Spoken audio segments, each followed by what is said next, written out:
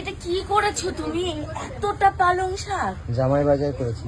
স্বর্ণ জামাই বাজার করেছে, তোমাদেরকে দেখাচ্ছি। শোনো, তোমাদের বললাম না স্বর্ণ আপনাদের কালকে বাড়ি চলে যেতে হবে, আর আমাদের অষ্টমঙ্গলায় হচ্ছে জামাই বাজার আছে।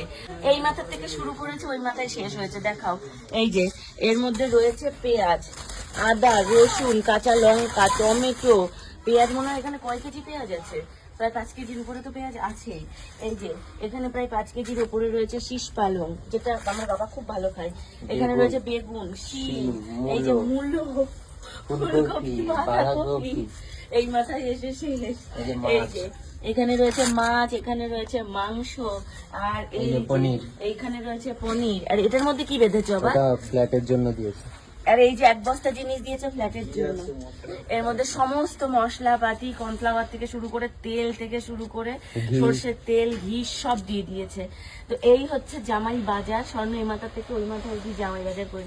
মানে মানুষের থেকে করার জামাই বাজার করার লিমিট থাকে। ওখানে পিস মাছ আছে? প্রায় 50 পিস মাছ আছে।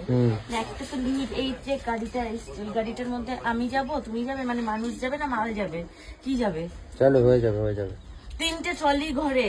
তারপর যেগুলো যেগুলো মানে রিসেপশনে পাওয়া হয়েছে, মা তো কিছুই রাখেনি, সবই প্রায় দিয়ে দিয়েছে। কিছুটা ওদিকে আমরা ইয়েতে দিয়ে এসছি, ইটভাটায় দিয়ে এসছি, আবার বেশিরভাগটা আমায় দিয়ে দিয়েছে। তাহলে সেইগুলো এই গাড়ির মধ্যে আমি কি করে নেব বলো? তুমি এত বাজার মানে।